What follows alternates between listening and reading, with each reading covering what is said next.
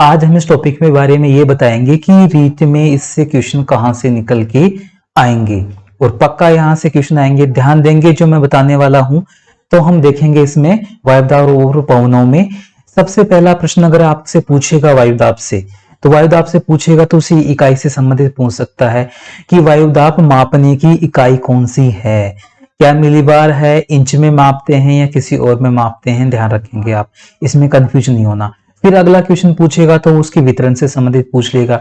तो दो प्रकार से वायुदाब का वितरण होता है, एक होता है क्षैतिज वितरण और एक होता है लंबवत वितरण। क्षैतिज वितरण में कहां पूछेगा, वो पूरे पृथ्वी में वायुदाब पेटियों के बारे में पूछेगा कि वायुदाब पेटियां कितनी हैं और किन अक्षांशों के बीच में है। ध्यान रख लेना, कितनी है और किन अक्षांशों के बीच में है, ये प्रश्न पूछेगा। और अब आगे देखते हैं लंबवत वितरण में पूछेगा। तो लंबवत वितरण का मतलब होता है ये धरातल है, धरातल से ऊंचाई पर जाने पर जैसे जैसे हम ऊंचे जाएंगे 165 अगर मीटर पे जाएंगे तो कितना मिलीबार कम होगा। तापमान जैसे कम होता है 165 पे, वैसे ही जितना हम 300 मीटर पे जाएंगे, 1000 मीटर पे जाएंगे तो कितना है मिलीबार कम होगा वायुदाब, आप उस बारे में देखेंगे। तो इकाई और वितरण से संबंधित प्रश्न पूछेंगे वायुदाब में। इसके अलावा बाहर से कोई प्रश्न नहीं पूछेंगे। ध्यान रख लेना मैंने कौन कौन सी चीजें बताई हैं।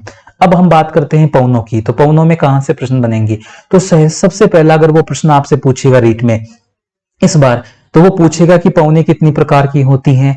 स्थायी, सामयिक और स्थानीय पवने, 3 प्रकार की पवनी होती हैं। या फिर इनका वो नाम पूछ लेगा कि कौन कौन सा नाम इनका होता है। इनके अन्य नाम आप याद रखेंगे, बिल्कुल याद रखेंगे, वहीं से पूछेगा। अब इससे आगे आएगा तो स्थायी पवनों में पूछेगा तो कितने प्रकार की पवनी होती हैं, 3 प्रकार की स्थायी पवने, व्यापारिक, पछवा और ध्रुवीय पवने। ध्रुवीय पवनों से प्रश्न न के बराबर पूछता है। व्यापारिक पवनों से और पछवा पवनों से पूछेगा तो यहाँ 2 प्रकार के प्रश्न बनते हैं। पहला बनता है ये पवने कहां से कहां तक चलती हैं, ठीक है, और इनके अन्य नाम कौन से हैं, इनके एरिया और अन्य नाम पूछ लेगा। क्लियर, इसके अलावा तीसरा प्रश्न नहीं पूछता है। अब आगे चलते हैं सामयिक पवनों में। तो इनमें मानसूनी, स्थल समीर, जल समीर, पर्वत और घाटी समीर ये आते हैं। नाम याद रखेंगे आप इनके।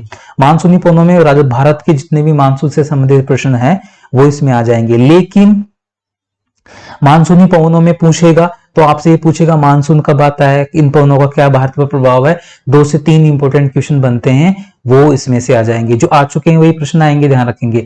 इस तरह से जल समीर, पर्वत और घाटी समीर में भी सिर्फ 2 प्रकार के प्रश्न पूछे जाते हैं। पहला प्रश्न पूछा जाता है यहाँ पर कि ये कब चलती है, दिन को चलती है, कौन सी रात को चलती है। क्लियर, इसके अलावा इनके चलने का कारण क्या है, बस। इसके अलावा तीसरा प्रश्न वो पूछता ही नहीं है। बिल्कुल सिंपल क्वेश्चन है, ध्यान रखेंगे क्या क्या पूछेंगे ये।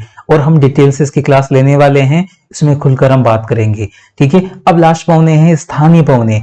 इसको 2 प्रकार से बांटा गया है, ठंडी पवने और गर्म पवने। अब ठंडी और गर्म पवनों में सिर्फ 2 ही प्रकार के प्रश्न पूछे जाते हैं। ठंडी पवने कौन सी हैं और गर्म पवने कौन सी हैं। 5 से 6 ठंडी पवने, 5 से 6 गर्म पवने। हम इस बारे में डिटेल से बात करेंगे, लेकिन 5-5 या 6-6 पवनों के नाम याद रखोगे बस, बहुत है। 5-6 मतलब 5 मिनट का काम है। अब ये पवने कौन से एरिया में चलती हैं और कोई स्पेशल पवन होगी तो उसकी बात कर लेंगे, बस। इसके अलावा तीसरा प्रश्न नहीं आता। क्लियर, वायुदाब और पवनों से संबंधित प्रश्न यही आएंगे, इसके अलावा आपके रीट में नहीं पूछेगा।